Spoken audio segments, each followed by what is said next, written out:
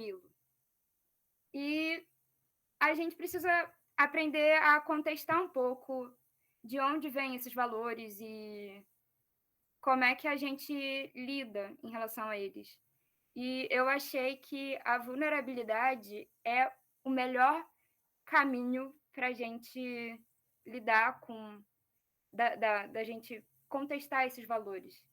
Porque mesmo que a gente viva numa sociedade capitalista e a gente precisa trabalhar para conquistar o que a gente precisa sobreviver, a gente não é uma máquina. A gente não é um robozinho que vai trabalhando todos os dias. E a gente precisa aceitar que a gente não é perfeito, mas que a gente pode dar o nosso melhor. A gente precisa se esforçar para sair do lugar. A gente precisa se esforçar para produzir as coisas e também ter um lugar de utilidade no mundo, porque é importante, porque a gente precisa. Mas que a gente não vai conseguir fazer tudo, não vai conseguir dar conta de tudo, porque a gente não é um robozinho.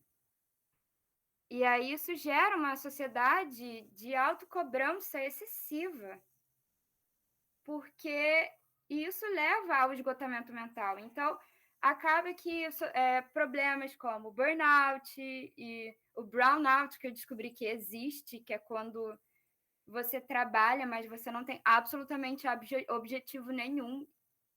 E também tem uma doença dessas neoliberais, tem o excesso alto de autocobrança, tem a falta dela e tem quando você não é reconhecido pelo seu chefe. Então, é um problema de reconhecimento de tarefa. Então, isso vai gerar uma sociedade, isso vai gerar uma angústia, porque o seu trabalho não está sendo bem reconhecido. Então, você não está sendo valorizado. E isso gera essa angústia crescente. Então, quando a gente tenta viver esses ideais que geralmente são impostos para a gente, e que vai gerar esse monte de doenças que a psicologia explica muito melhor do que eu, a gente acaba tentando viver o ideal geralmente externo da gente, e a gente acaba esquecendo de viver o presente, que é onde a gente está o tempo todo. Então, a gente precisa fazer esse trabalho de se reconectar ao presente e de tentar cuidar de si. Não só como autoconhecimento, autoajuda, legal, muito lindo no discurso, mas o que a gente realmente vai fazer para conseguir promover, conseguir conciliar as relações de produtividade que a gente precisa fazer, porque a gente vive numa sociedade capitalista, onde a gente, querendo ou não, está inserido nessa lógica de produção. E o que a gente pode fazer, ao mesmo tempo, para promover o nosso bem-estar físico e emocional. A Yane falou muito disso na capacitação dela, foi maravilhosa aquela capacitação. Ela falou sobre cuidar do corpo e descansar, e tudo isso é necessário. Mas também a gente aceitar que não somos seres perfeitos e que temos, sim, vulnerabilidades e que temos, sim, fraquezas. E que tentar pegar culpa e vergonha e autopunição por não conseguir viver dentro desses ideais que vão gerar isso, vão desencadear o que na psicologia eles chamam de sintomas.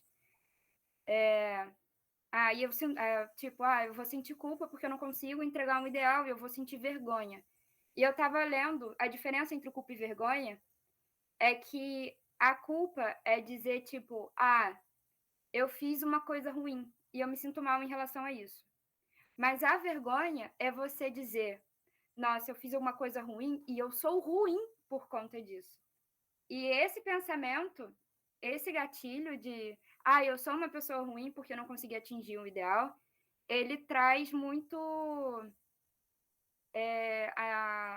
ele vem consigo a agressão, a autopunição, a autocobrança. Então, vai desencadear todo esse processo, todos esses sintomas que vão levar a problemas sociais de anomia e de ansiedade, depressão e não.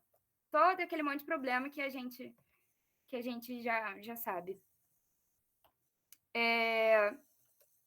E aí, como é que a gente aceita, primeiramente, que a gente é vulnerável?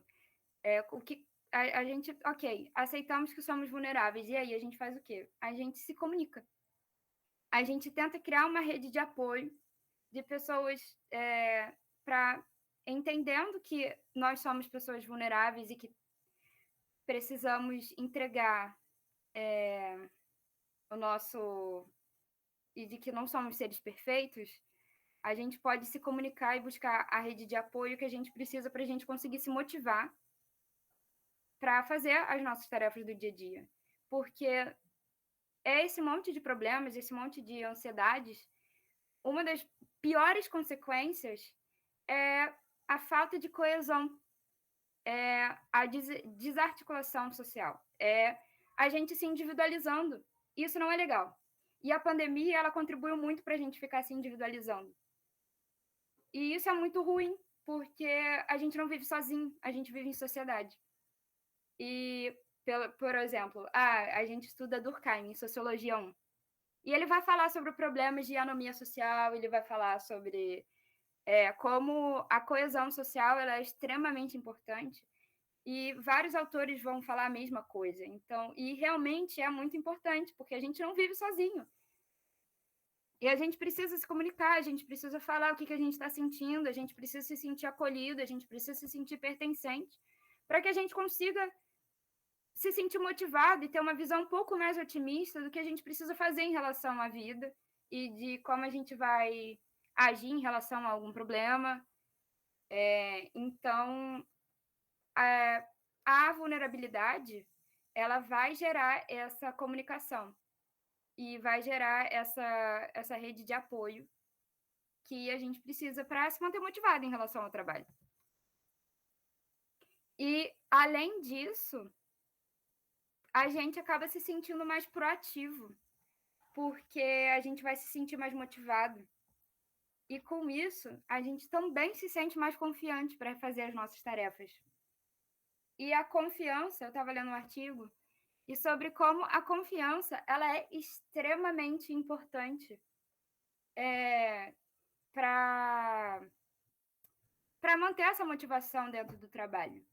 Porque ela vai, de acordo com o artigo, ela vai reduzir a complexidade social, garantir mais segurança das escolhas que a gente faz e ela vai superar a ausência de informações disponíveis sobre expectativas do comportamento social. Por exemplo, se você não confia num colega, vai ser muito difícil você apresentar confiança. Vai ser muito difícil você confiar se a pessoa demonstra que ela não tem uma boa intenção ou que ela mente demais ou ela só está preocupada consigo mesma. E a confiança, ela vai reduzir essas expectativas ruins em relação ao comportamento e ela vai agir dentro de uma lógica de cooperação. Sabe aquela coisa que a gente estuda de cooperação entre estados? Também existe cooperação entre pessoas. E eu vejo muito, quando eu gosto de estudar relações internacionais, porque eu vejo muito, tipo, eu tento trazer as relações internacionais para os lados humanos, sabe? Porque, embora a gente fique o tempo todo falando de Estado, Estado, Estado, Estado, Estado, quem controla os Estados são seres humanos. Então, muito do que a gente fala de relações entre Estados também são relações entre os seres humanos. Só que eles tomam uma formação externa a gente, e aí é como se fosse uma coisa exterior a gente, mas não é, porque a gente faz parte do Estado também. Agora, voltando aqui para confiança. E a confiança, ela sempre acontece dentro desse ambiente em que envolve riscos calculados ou não de frustração. Então, a confiança também é como você vai agir em torno de um cenário de frustração. E a confiança é o viés otimista dentro do cenário de frustração. E se você se sente confiante, a possibilidade de você se frustrar em relação a uma tarefa é reduzida. Então, isso impacta diretamente no nosso senso de produtividade, de como a gente vai agir em relação ao que a gente precisa fazer. E isso vai dar um senso de autonomia bastante, porque a gente acaba se sentindo melhor em relação ao que a gente precisa fazer. E talvez não seja o único modo de lidar com situações complexas, mas que ele seja um modo eficaz e que vai reduzir a falta de comunicação, vai reduzir a desarmonia, vai reduzir os impasses, porque a gente está querendo fazer o melhor que a gente pode, mas que não necessariamente é perfeito e não necessariamente é maravilhoso, mas que é o bom o suficiente para que as coisas possam acontecer de forma positiva. E o que eu preparei para isso é hoje, gente. É uma capacitação curtinha, mas que eu acho que é um tema que a gente precisa falar.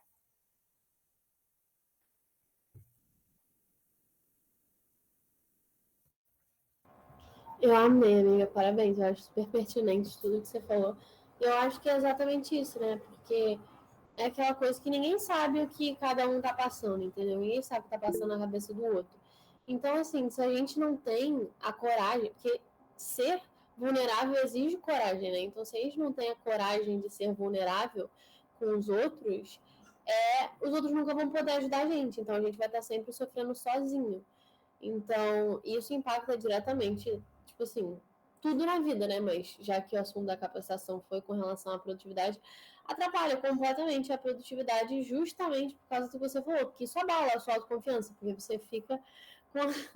Daí que direto pra terapia, exatamente. Porque, tipo, você fica com a sensação de que você tá fazendo tudo errado, sendo que, tipo, na verdade não é assim, entendeu? Não é assim. E é isso, amiga. Eu amei, eu achei super pertinente. Parabéns aí pela criatividade de fazer uma roda de conversa na capacitação e pelo tema. Foi muito bem escolhido. Parabéns.